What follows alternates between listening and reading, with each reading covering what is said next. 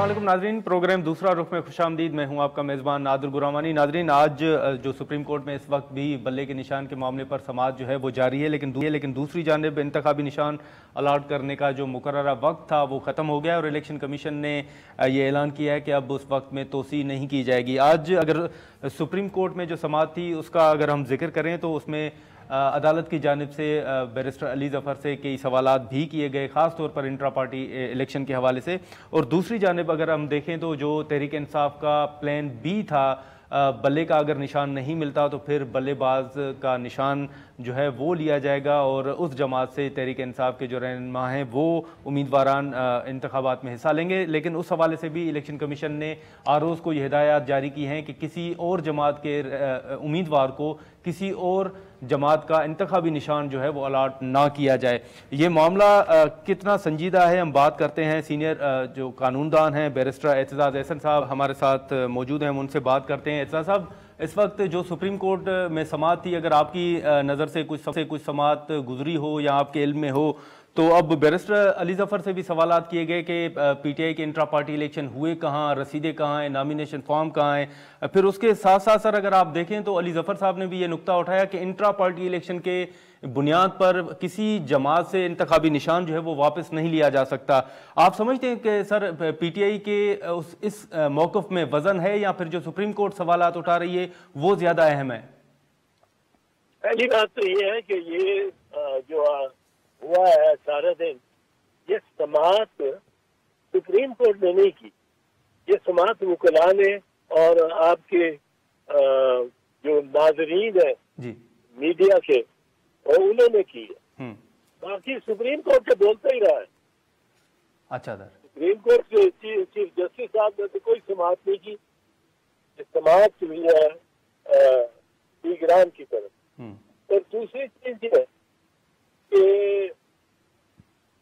इसमें एक बड़ा सादा सा पॉइंट है जी सर, सीधा सादा खबर इससे लंबा क्यों क्योंकि चीफ साहब बोलते ही रहे हैं, उन्होंने मुकालमा रखा है सारा, तो इसलिए ये मतलब है समझ भी आती है कि यही हुआ है। वह ये होना ये है बुनियादी तौर पे ये एक सवाल है सारा, इसमें वो ये सवाल है कि क्या 1.5 करोड़ वोटर को आप उसके वोट के हक से कुल्ली तौर पे महरूम कर सकते हैं? अगर उसकी पॉलिटिकल पार्टी से 10-20 लोगों ने कोई गलती की हो, जाब्ते की, उन्होंने ये उनका कसूर उनका है, वो 10 या 20 लोग जो अफसरान पार्टी के, जो पॉलिटिकल पार्टी के अफसरान है, अगर वो कोई गलती करते हैं, बदनीयती भी करते हैं, तो क्या आप 10 करोड़ लोगों से या 1.5 करोड़ लोगों से उनका वोट करने का हक छीन लेंगे? क्यों, कैसे? वो ये निशान है, ये इसलिए है कि वोटर जो अनपढ़ है वो 20 नामों में नाम नहीं चुन सकता कौन सा उससे, बिल्कुल हाँ। और वो उसकी सहूलत के लिए, ताकि वो अपना फंडामेंटल राइट टू वोट वो एक्सरसाइज कर सके, एक्टिवेट कर सके, उसकी वजह से ये निशान है, एक सहूलतकारी है। अब उस सहूलतकारी की वजह से आप वोट डालते, अगर वो आपसे सहूलत ले ली जाए, निशान ले लिया जाए जी, तो आप किस तरह वोट डालेंगे? और 1.5 करोड़ वोटर को आप महरूम कर देंगे वोट के हक से। जब लेकिन वोट के बारे में सुप्रीम कोर्ट ने कहा है, वोट भी और निशान भी और वोट भी, दोनों के बारे में सुप्रीम कोर्ट ने 12 जजेस का फैसला है बीबी शहीद के केस में और 1988 में 12 जजेस का फैसला, बिल्कुल ये जो वोट ये है और जो निशान है, ये दोनों के दोनों एक बुनियादी हक।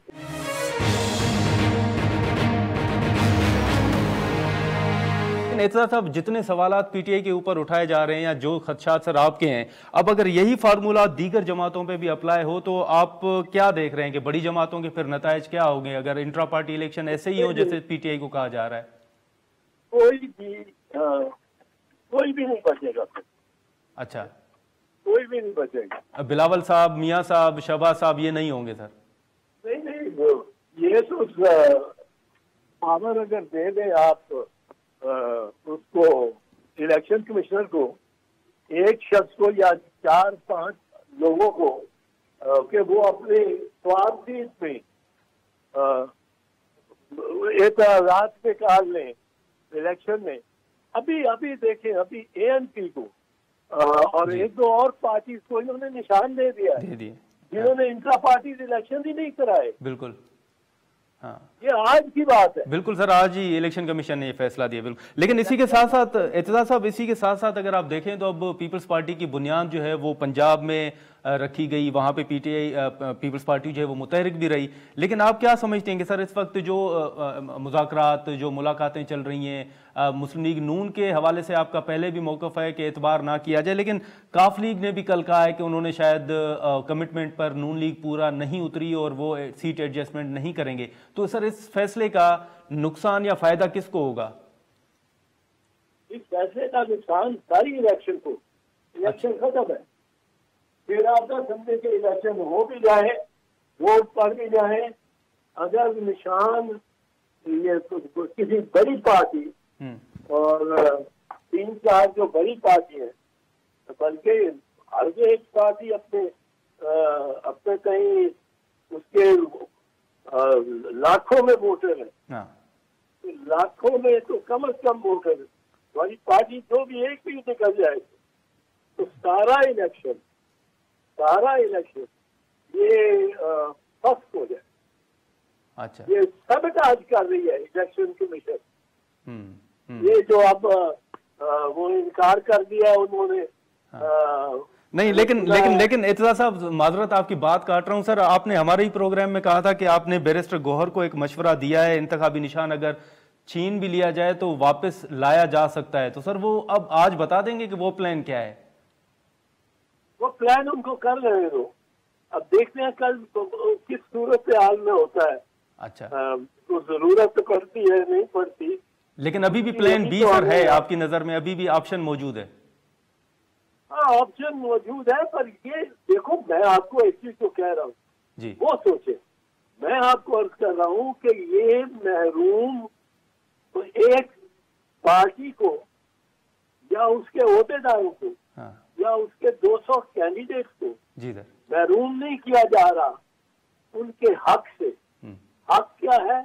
वोट डालना, वोट अपने पसंदीदा उम्मीदवार को डालना। अब वो पसंदीदा उम्मीदवार को डालने के लिए निशान क्यों है जरूरी?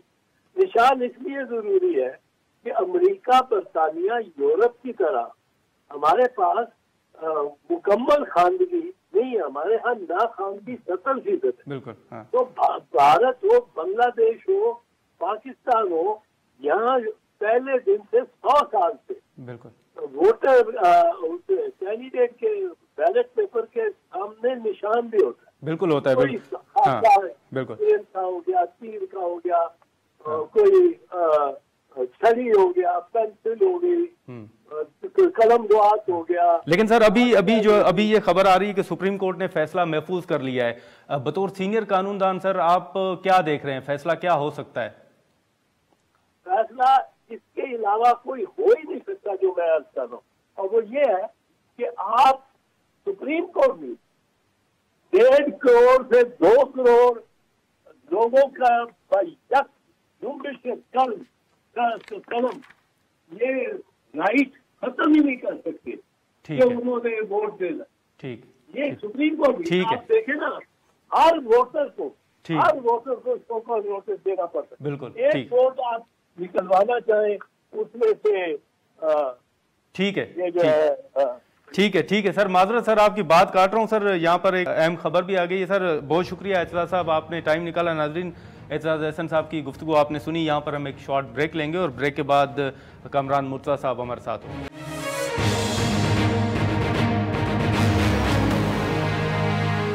कैमरे में दोबारा खुशामदीद नाज़रीन। एतजाज़ एहसन साहब की गुफ्तगू आपने सुनी। इस वक्त कामरान मुर्तज़ा साहब सेनेटर हैं JUIF के, वो हमारे साथ मौजूद हैं, हम उनसे बात करेंगे। कामरान साहब बहुत शुक्रिया सर। इस वक्त जो सुप्रीम कोर्ट के सामने मामला था, जो इलेक्शन कमीशन की जानिब से दलाइल दिए गए, जो नुकात रखे गए, जो सवालात सुप्रीम कोर्ट की जानिब से उठाए गए, खास तौर पर इंट्रा पार्टी इलेक्शन के हवाले से, फिर आप दूसरी जानिब अगर आप देखें तो जो तहरीक इंसाफ का मौक़िफ़ आ रहा है कि उनसे इंतखाबी निशान छीनने की कोशिश की जा रही है, सर आप वाकई समझते हैं कि जो सुप्रीम कोर्ट के सवालात हैं वो भी आपके सामने है, PTI का मौक़िफ़ भी आपके सामने है, आप समझते हैं कि वाकई PTI के मौक़िफ़ में वजन है इन तमाम सवालात के बाद जो सुप्रीम कोर्ट ने उठाए हैं? देखिए, ये बात तो उन क्वेश्चंस के बाद जो आज रेज़ हुए हैं और या इससे पहले इस प्रोसीडिंग में रेज़ हुए हैं, बज़ाहिर जो है, मैं क्योंकि पेंडिंग मैटर है, मैं बहुत मोहतात अंदाज में कि बज़ाहिर जो है ना वो इलेक्शन नहीं हुए और जो कुछ भी किया गया वो सिर्फ कागजी कार्रवाई करने की कोशिश की गई।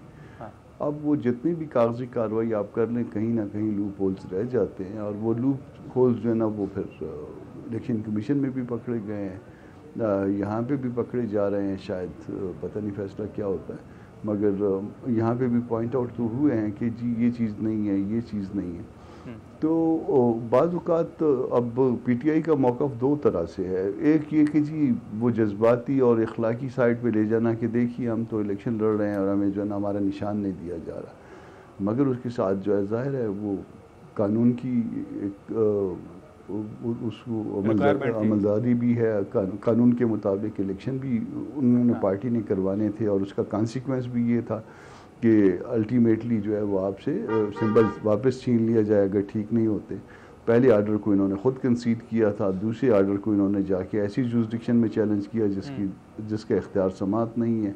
तो ये सारा कुछ जब इस तरह की बातें होंगी, इन हालात में PTI जो है ज़्यादा मोहतात होना चाहिए, मगर वो मेरा ख्याल है वो हर जगह पे होम ग्राउंड चाहती है शायद, तो फिर मसाइल होंगे उनके लिए। लेकिन सर वो जो प्लान B था PTI का, वो भी अब इलेक्शन कमीशन ने रोक दिया है।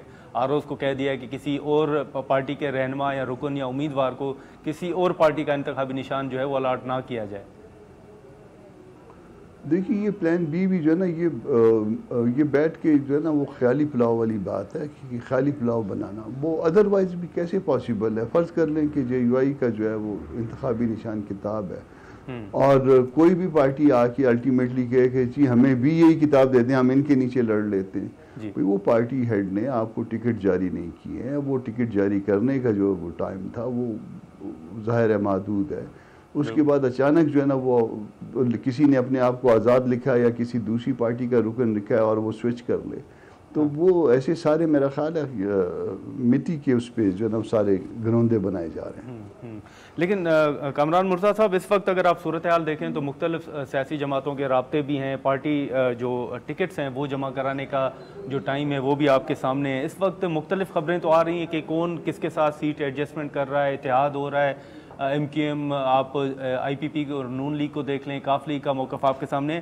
सर JUIF का बताएंगे कि हिकमत अमली क्या है? आप पीपल्स पार्टी के साथ आपकी बातचीत चल रही है, नून लीग के साथ, या क्या स्ट्रेटजी है?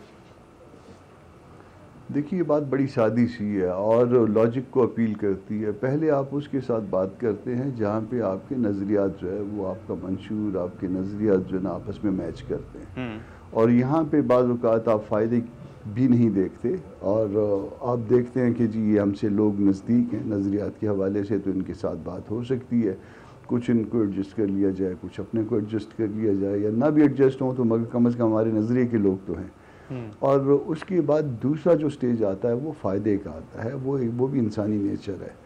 तो इंसानी नेचर जो है वो पार्टियों के ऊपर भी, चूँकि उसको इंसान ही चलाते हैं, तो पार्टियों के ऊपर भी प्रवेल करती है। वो होता है मफाद का, किस पार्टी का कितना फ़ायदा किसके साथ एडजस्टमेंट में होगा। तो वो मफाद जो है वो फिर उसके लिए जो है वो तरीक़ाकार हमारे यहाँ तो ये है कि हमारे डिस्ट्रिक्ट लेवल पे वो अपना देख लें कि किसके साथ जो है वो आपके लिए आसानी होगी, किसके साथ आप मिल के जीत सकते हैं अगर आप अकेले नहीं जीत सकते, किसके साथ आप फ़ायदे में रहेंगे, कोई एक सीट दे दें, कोई एक सीट ले ले, और किसके साथ जो है ना वो आप आगे मामला चला सकेंगे। तो ये मफाद जो है वो फिर परवेल करता है यहाँ पे। तो यही सबको इंस्ट्रक्शंस है, यही हमारे दस्तूर का भी हिस्सा है।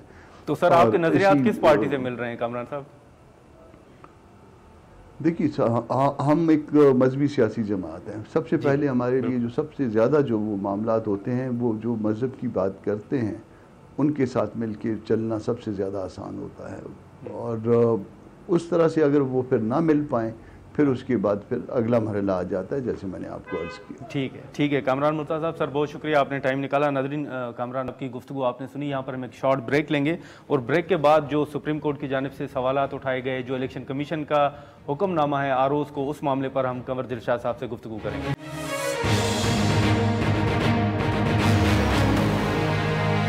कंवर दिलशाद साहब इस वक्त हमारे साथ मौजूद हैं, हम उनसे भी बात करेंगे, खासतौर पर जो इलेक्शन कमीशन से मुतल्लिक मामलात हैं और सुप्रीम कोर्ट में जो तहरीक इंसाफ का मौक़िफ़ था, उस हवाले से भी हम उनकी राय जानने की कोशिश करेंगे। कंवर दिलशाद साहब बहुत शुक्रिया। सर, इस वक्त अगर आप देखें तो सुप्रीम कोर्ट में जो तहरीक इंसाफ ने मौक़िफ़ रखा वो भी आपके सामने है। अब आप मामला जो है वो किस तरफ जाते हुए देख रहे हैं? आप समझते हैं कि जो दलाइल अली ज़फ़र साहब की जानिब से दिए गए, जो नुकात रखे गए, वो वैलिड हैं, उनमें वज़न है? उसमें सबसे बड़ी अहम बात यह है कि पेशावर हाई कोर्ट का डिवीजन बेंच ने जो जजमेंट दी, वो उनका जो एक उन्होंने सबसे पहले अहम, जो मेरा ख्याल है कि जो उन्होंने जजमेंट देते वक्त उन्होंने एहतियात का दामन छोड़ दिया और उन्होंने ये कहा कि इलेक्शन कमीशन पाकिस्तान के पास इंटर पार्टी इलेक्शन के हवाले से कोई कार्रवाई करने के इख्तियार नहीं है और ना ही इलेक्शन कमीशन पाकिस्तान किसी का सिंबल वापस लेने के इसके पास इख्तियार है। लेकिन उनको यहाँ पर इलेक्शन कमीशन के इख्तियार खत्म हो गए। अब ये महसूस किया गया, अगर ये इतना कह देते हैं कि हम इलेक्शन पाकिस्तान का 22 दिसंबर का जो फैसला है वो हम उसको करदम करार देते हैं, बस खत्म था। आगे जो दलाइल देकर इलेक्शन कमीशन पाकिस्तान को ये कहा कि आपके पास तो इख्तियारात ही नहीं थे, उस पर इलेक्शन कमीशन ने महसूस किया कि अगर हमने इस पर अपील ना की तो हम आइंदा तो किसी इंटर पार्टी इलेक्शन के हवाले से कोई तहकीकात नहीं कर सकेंगे। हमें तो जबकि सेक्शन 215 ये कहता है कि जनाब उस पार्टी को आप सिंबल अलॉट करें जो सेक्शन 209 की रिक्वायरमेंट के मुताबिक इंटर पार्टी इलेक्शन करवा चुकी हो और इलेक्शन कमीशन ने उसको रजिस्टर कर दिया हो। तब यहाँ तो इंटर पार्टी इलेक्शन के हवाले से तो तहरीक इंसाफ जो है वो तो ज़ाहिर है उसको उन्होंने इंटर पार्टी इलेक्शन को करदम करार दे दिया ECP ने। तो यहाँ फिर इलेक्शन कमीशन गया सुप्रीम कोर्ट में, वो बार बार ऑनरेबल चीफ जस्टिस यही सवाल कर रहे थे अली जफर पर कि भाई ये तो इलेक्शन कमीशन के इख्तियारात को चैलेंज किया गया है। जबकि हम बार बार आपके प्रोग्राम में भी कई प्रोग्राम हमने कहा कि इलेक्शन कमीशन पाकिस्तान के इख्तियारात जो है आर्टिकल 232 के तहत आर्टिकल 222 के तहत इख्तियारात जो है उनके कम नहीं कर सकते, कदगर नहीं लगा सकते, बढ़ा सकते हैं। और यहाँ तक में लिखा हुआ है 222 में कि सुप्रीम कोर्ट ऑफ पाकिस्तान, कौमी पार्लियामेंट, चारों सूबाई असम्बली इलेक्शन कमीशन पाकिस्तान के इख्तियारात कम नहीं कर सकते। तो यहाँ तो पेशावर हाई कोर्ट ने उनके इख्तियारात कम कर दिए थे, जिसकी बना पर उन्हें सुप्रीम कोर्ट जाना पड़ा। तो यहाँ खामोशी से वो कहते हैं कि हमें आपका 22 दिसंबर का फैसला करदम करार देते हैं, बस खत्म बात। नहीं, लेकिन कंवर दिलशाद साहब, जो अली ज़फ़र साहब ने अदालत के सामने अपने दलाइल भी रखे, उसमें भी उन्होंने कहा कि इंट्रा पार्टी इलेक्शन की बुनियाद पर इलेक्शन कमीशन जो है वो इंतखाबी निशान वापस नहीं ले सकता। आप समझते हैं कि वाकई इंट्रा पार्टी इलेक्शन का मामला इतना संजीदा, इतना सीरियस नोयत का जो है वो इशू नहीं है कि इंतखाबी निशान ही पार्टी से वापस लिया जाए? इसके हवाले से मैं एक मिसाल देता हूँ। हमारे ऑनरेबल चीफ इलेक्शन कमिश्नर थे सरदार रजा साहब, सुप्रीम कोर्ट के सीनियर जज रहे। उनसे मैंने पूछा कि जो उन दोनों जो बात हो रही थी कि आप जो फॉरेन फंडिंग केस के हवाले से बात चल रही थी, मैंने कहा आपके पास क्या इख्तियारात हैं? उन्होंने कहा कि हमारे पास इतना इख्तियारात है कि हम इस पार्टी का सिंबल वापस ले लेंगे, ये हमारे पास इख्तियारात है और हमारे पास कोई इख्तियार नहीं है।